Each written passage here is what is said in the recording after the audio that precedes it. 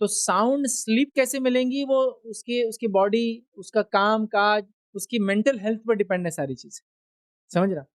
तो उसके लिए कोई ज़रूरी नहीं है कि भाई मैं ये कुशन पे सोऊँगा, वो कॉयर पे सोऊँगा, वो गद्दे पे सोऊँगा, ये तकिया लूँगा तो साउंड स्लीप आएँगी।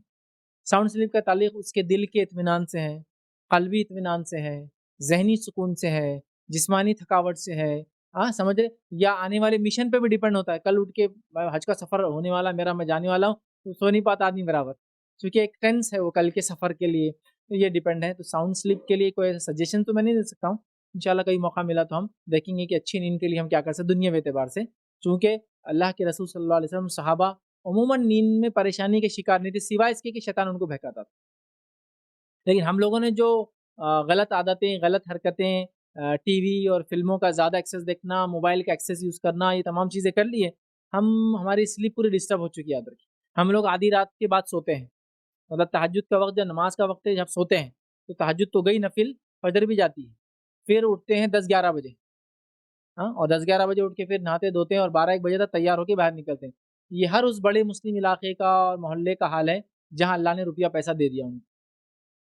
बिला मैं तफ़रीक कह रहा हूँ। हर उस मुस्लिम घर का हाल है या इलाके का, शहर का, जहाँ अल्लाह ने थोड़ा पैसा दे दिया, बस यही मामूल है सोने का।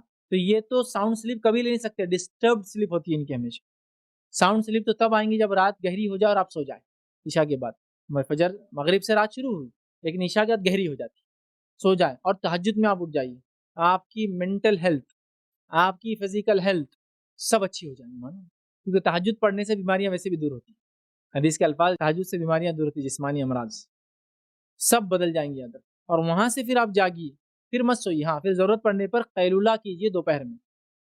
जैसे रात में जल्दी सो गए, तहज्जुद में उठे, तहज्जुद पढ़ी बिल्कुल फ़जर से थोड़ी देर पहले तहज्जुद, फिर अज़ान हुई। अब इंडिया में कहूँगा फ़जर से बहुत पहले उठना पड़ेगा तहज्जुद। दूसरे मुल्कों में जहाँ फ़जर की बिल्कुल शुरुआत पे अज़ान हो जाती है, तो वहाँ तो ठीक है। अब इंडिया में तो फ़जर होने के 40-50 मिनट बाद पहली अज़ान होती है। तो ज़रा तहज्जुद के बाद वो रुके, फ़जर का इंतज़ार करे, फिर फ़जर पढ़े। या लगता है फ़जर से पहले सोकर उठ सकता है फ़जर तक वो तहज्जुद की बात तो वेल बहुत अच्छी बात है फिर कर ले। उसके बाद वो तहज्जुद अगर फ़ौरन होती फ़जर तो फ़जर को जाके आए। उसके बाद अपनी तिजारती कारोबार, पढ़ाई से, कुरान की तिलावत, दीन को समझना, दीनी किताबें पढ़ना उसमें लग जाए, फिर तिजारत वगैरह से लग जाए। दोपहर में आए, कैलूला करे, ताकि वो रिफ्रेश हो जाता है उससे। कैलूला क्या है? दोपहर का खाना खाया और खाना खा के कुछ देर आप आराम कर लें। कैलूला का सिस्टम होता है और ये सिस्टम आज भी देखना है एक कम्युनिटी की सतह पर, मुल्क की सतह पर, तो आप सऊदी वगैरह में इसको बहुत आसानी से चूँकि आप देख सकते हैं वहाँ, कि वहाँ के कारोबार वगैरह 7 बजे सुबह शुरू हो जाते हैं। तो होता है लोग तहज्जुद में उठते हैं, फजर पढ़ते हैं। उसके बाद फजर के बाद जो है अमूमन तैयारियाँ करते हैं, ये वो करें और 7 बजे से ऑफ़िसेज़, कॉलेज वगैरह खुल गए, बच्चे वगैरह चले गए। उसके बाद 2 बजे से 3 और 4 बजे तक लोग छूट जाते हैं। गवर्नमेंट जॉब्स वगैरह है तो 2 बजे छूट जाती है और नॉन गवर्नमेंट है तो अगर 10 आवर्स वर्किंग जा रही है, 8 आवर्स और 10 आवर्स होती है, तो 4 बजे तक फ्री होते हैं। 4 बजे फ्री होके लोग वापस बहरहाल आ जाते हैं याद रखें। तो दोपहर में याद रखिए कैलूला का एक मौका उनको दिया जाता है या टाइमिंग होते है तो और वहाँ ऐसा है कि ज़ोहर की नमाज के बाद अगर पर्टिकुलरली अगर अरब हो, एक्सपैट्स नहीं, अगर अरब हो और आपसे घर पे दस्तक दे तो सीधा पूछेंगे आपको मजनून हो गए तुम पागल हो गए?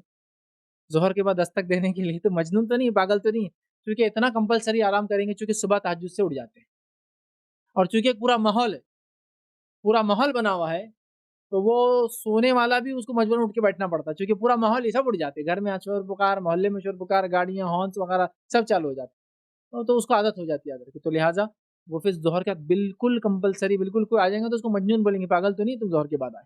ठीक है? चूँकि इतना कंपल्सरी क़ैलूला करेंगे। वो क़ैलूला 20-25 मिनट का होता है जो नींद नहीं होती है, लेकिन नींद जैसा होता है।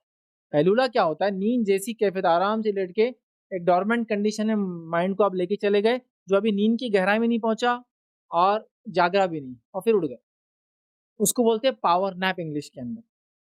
और जितने कॉर्पोरेट सेक्टर में लोग काम करते हैं, उनको सिखाया जाता है कि दोपहर के खाने के बाद, लंच के बाद पावर नैप लेना कंपल्सरी है। पूरा दिन उतना ही काम कर सकते हो जितना सुबह से अब तक किया है। तो वो लोग पावर नैप लेते हैं, नबी अकरम सल्लल्लाहु अलैहि वसल्लम की सुन्नत, हमने भूल गए उसको। तो जल्दी उठेंगे तो वो ज़रूरत पड़ेगी ना, 12 बजे उठने वाले को क्या ज़ोहर के बाद पावर नैप लगेंगी फिर। अभी तो पावर में आया भी नहीं बेचारा, ज़ोहर के बाद डुलते रहता ज़ोहर तक वो। नैप जो है, पावर नैप जो काम करती है, वो इसके लिए करती है जो सुबह से अंत तक मेहनत कर रहा है। फिर आप 20-25 मिनट सोइए, उसके बाद देखिए आप इशा तक तरोताज़ा। मगरिब के बाद खाना खाने की आदत डाल लीजिए, नहीं किसी वजह से इशा के बाद खाना खाइए, तो थोड़ा टहलिए, एकदम मत सोइए वरना इशा के बाद या सोने से पहले खाकर डायरेक्ट सोने का नतीजा ये है कि आजकल बेली फैट, जो पेट में जो चर्बी चढ़ गई, आदमी ऊपर इतना दुबला, हाथ इतने पतले, पैरा काड़ी जैसे लेकिन पेट इतना बड़ा, बेली फैट जमा हो जाता है। चूँकि क्या कर रहा है, कोई मशक्कत नहीं कर रहा। लिहाज़ा थोड़ा वॉकिंग कीजिए, फिर अगर ऐसा मामूल होता है, बिज़नेस वगैरह होते हैं कभी, मामूल होता है तो फिर बेली फैट नहीं होना बोले थोड़ा वॉकिंग कीजिए और आके फिर सोइए। और खाने के मामले में भी ये कहूँगा अच्छी नींद के लिए कम खाना भी ज़रूरी है, बहुत ज़्यादा खाना भी सेहत को भी ख़राब करता है, तमाम चीज़ें होती है। इसलिए खाने के लिए कुछ अक़वाल मौजूद है, वो अक़वाल रख रहा हूँ कि नाश्ता बादशाही हो, नाश्ते में खाओ जितना खाना चाहिए, हज़म करने को बॉडी को और 14 से 15 घंटे हैं। नाश्ता बादशाही हो और दोपहर का खाना नवाबी हो और रात का खाना फ़कीरी हो। कम से कम सादा से सादा। हमारा मामला क्या है?